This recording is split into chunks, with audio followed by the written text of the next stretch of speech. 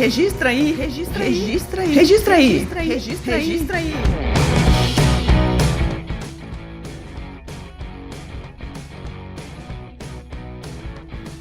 Bom dia, boa tarde, boa noite. O tema da pergunta hoje é inclusão de paternidade socioafetiva e uso de documento estrangeiro.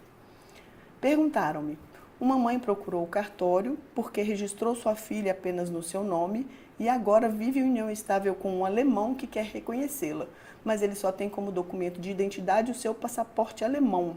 Como proceder? Eu respondo: primeiramente, em relação à paternidade socioafetiva, como ela disse que vive em união estável, né, o alemão já vive em união estável com a mãe, em relação ao tempo de convivência, então, com a criança, a gente vê que, se já configurou união estável, configuraria também, em relação ao tempo, a relação socioafetiva, o tempo de relação para se criar o vínculo de parentesco, né? Ou seja, existe um lapso temporal entre o início da convivência e a efetivação daquele reconhecimento. Né? Então, ou seja, não se trata aqui de uma burla à adoção, porque já houve ali, né, pressupõe-se haver a existência de um vínculo e ele está declarando que realmente existe esse vínculo de parentesco e ele quer reconhecer a filha. Então, aí o cuidado que é necessário observar é em relação ao reconhecimento de paternidade, né? Se ele não é o pai biológico, nós não podemos usar o procedimento do provimento 16 e sim o procedimento do provimento 63 do Conselho Nacional de Justiça. Agora, em relação ao documento de identificação. Gente, o documento de origem estrangeira, para que ele tenha validade aqui no Brasil, ele precisa ser apostilado ou legalizado, conforme for o país, né? Sendo o país signatário da apostila da Haia, os 112 signatários, né? Sendo um dos 111 que relacionam-se com o Brasil, vai fazer o apostilamento. Não sendo o caso, vai ser legalizado esse passaporte. Então, ele vai vir para o Brasil já legalizado ou apostilado. Esse documento vai ser traduzido por tradutor público juramentado aqui no Brasil e depois disso será registrado no títulos e documentos e só aí podemos utilizar esse documento para fins de identificação, tá bom? Então, aí, olha, gente, essa é a regra de validade de um documento de origem estrangeira.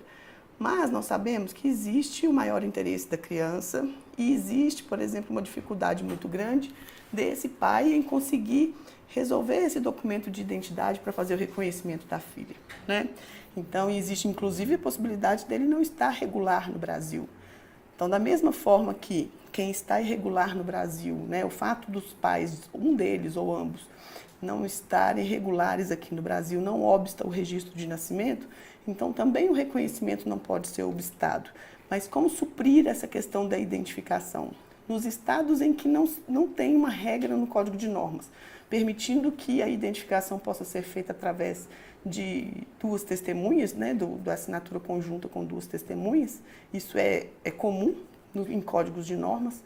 Nos estados em que não tem isso, aí seria necessário aí um alvará judicial autorizando que se faça o registro sem uma identificação, pelo risco da gente estar fazendo um reconhecimento de paternidade socioafetiva sem que saibamos exatamente quem é a pessoa que está reconhecendo, tá? Então, as duas obrigações maiores do registrador, quando ele está diante de um ato declaratório, seria em relação à identificação de quem está declarando, ou seja, não pode haver nenhuma dúvida em relação à identificação de quem está declarando, e a redução a termo, ou seja, efetivar exatamente o que está sendo declarado. Então, em relação ao documento de identificação, nós teríamos que, para validade real, né, ou seja, via de regra, seria os critérios, os requisitos de validade do documento estrangeiro, tá? Aí, com isso, perfeito, está identificado. Não tendo isso, se a regra não permite o suprimento aí desse documento de identificação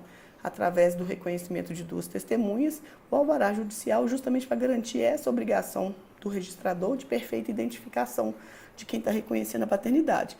A segunda observação obrigatória aí ao registrador, e aí que tem que ter bastante atenção, é em relação à redução a termo, ou seja, de se cumprir exatamente o que está sendo declarado.